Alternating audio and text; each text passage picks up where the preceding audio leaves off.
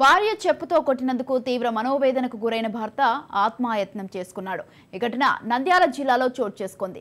బండి ఆత్మకూరు మండలం కాకనూరు గ్రామానికి చెందిన శివనాగిరెడ్డి భార్య చెప్పుతో కొట్టిందని పురుగుల మందు తాగి ఆత్మహత్యకు యత్నించాడు. గత 10 రోజులుగా నంద్యాల ఉదయానంద ఆసుపత్రిలో చికిత్స పొందుతూ మృతి చెందాడు. మృతికి కారకురాలైన వారిని కఠినంగా శిక్షించాలని మృతదేహంతో రోడ్డుపై బైఠాయించి ఆందోళన చేపట్టిన మృతుని బంధువులు.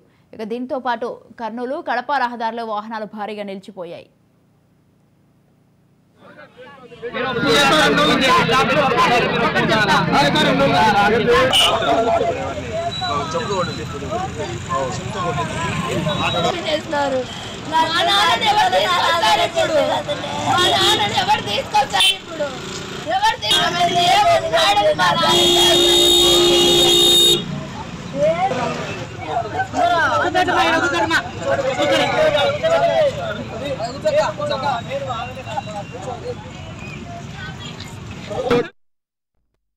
బిల్డింగ్ ఓనర్ అంట ఆమె ఎవరో మాకైతే తెలీదు.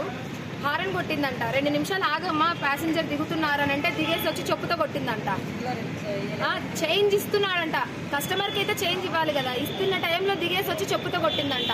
ఆమె కొట్టడమే కాకుండా ఇంకా నలుగురిని హాస్పిటల్లో వాళ్ళని కూడా పిలిచి కొట్టించిందంట. నడి రోడ్లు ఇట్లా జరిగిందని చెప్పి మా నాన్న వెళ్ళి మందు తీసుకొని వచ్చి తాగినాడు. హాస్పిటల్లో ఇప్పుడు ప్రాణాపాయ స్థితిలో ఉన్నాడు. మేము వచ్చి ఇక్కడ న్యాయం అడిగితే ఏ పోలీసు మాకు న్యాయం చేయలేదు. ఏ సీసీ కెమెరాలు చూపించమంటే చూపించట్లేదు. ఆ మనిషిని పట్టుకొని రమ్మంటే తీసుకొని రావట్లేదు. డబ్బుందని అహంకారమా? వాళ్ళ ఇంటి దగ్గరికి వెళ్ళి మేమేం చేయలేదు కదా. నడి రోడ్డు, అది అందరి హక్కు. అది చెప్పుతో కొట్టాల్సినంత అవసరం ఏముంది? 2 నిమిషాలు నువ్వు వెయిట్ చేయలేవా? నీలాంటి ప్రజలు కాదా అందరూ? నీకు డబ్బుందని కళ్ళు నెత్తికెక్కుతాయా? ఏమైనా చేస్తే ఊరుకుంటారా? ఏమైనా ఎవరు ఊరుకుంటారు కదా. 30 సంవత్సరాల నుంచి మా నాన్న ఈ ఫీల్డ్ లో ఉన్నాడు. ఆటో తోలడం. పోలీసులు 1 గంట టైం అడిగినారు. గంట కాదు 3 గంటలైంది. ఇంతవరకు ఒక సీసీ కెమెరాల నుంచి తీసియలేదు మాకు. శివనాగిరెడ్డి భార్య అంట ఎవరో నంద్యాల.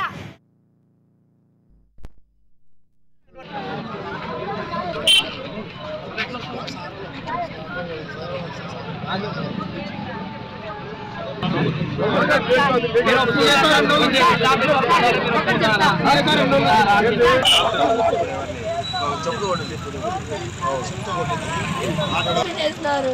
మా నాన్నని ఎవరు తీసుకొచ్చారు ఇప్పుడు? మా నాన్నని ఎవరు తీసుకొచ్చారు ఇప్పుడు? ఎవరు తీసుకొచ్చారు?